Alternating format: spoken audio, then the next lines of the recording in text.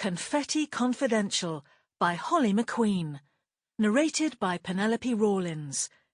This work is copyrighted 2010 by Holly Mcqueen. This recording is copyrighted 2011 by W.F. Howes Limited. Isabel Bookbinder dreams of perfect white weddings, happy brides, handsome grooms. But not for herself, for her clients. It's all about bride management as far as Isabel's concerned. Even when she loses her job working for wedding guru Pippa Everitt, Isabel isn't disheartened. She throws herself straight into launching Isabel Bookbinder individual weddings. Unfortunately for Isabel, nothing ever goes quite according to plan. And now, Confetti Confidential. Chapter 1. This is a big day for me, and I really don't want to screw it up. The moment my alarm clock went off this morning, I was up, out of bed and into the shower. A swift, invigorating lather up with a zingy grapefruit shower gel, followed by an equally invigorating scrub down, with one of those weird oily salt rubs that people keep giving me for Christmas, and I was fresh out of the bathroom less than 10 minutes after waking up.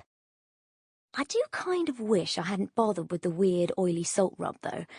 It left this slick, slightly pongy layer all over my skin, and I had to spend another 10 minutes blotting myself with kitchen paper just so that I didn't look and smell a little bit like I'd spent the night sleeping in a giant chip pan. Once I'd blotted myself off and thrown on my lovely, cosy waffle dressing gown, I headed for the kitchen to make myself an energizing cup of coffee. Well, I say headed for the kitchen. My flat is so tiny that I'm actually in the kitchen the moment I step out of the bathroom. In fact, even calling it a flat is generous. It's what the estate agent I rented it from euphemistically called a studio, and what Mum and Dad unappealingly call a bedsit.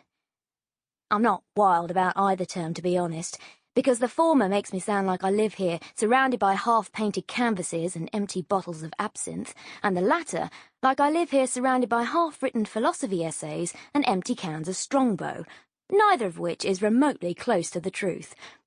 Anyway, while I was waiting for the kettle to boil, I started up my laptop and had a little nose through the online tabloids.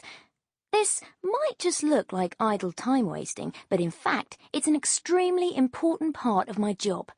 If I'm ever going to make it as a top wedding planner, it's absolutely vital that I'm up to date on the tiniest developments in celebrity relationships. Even just after a couple...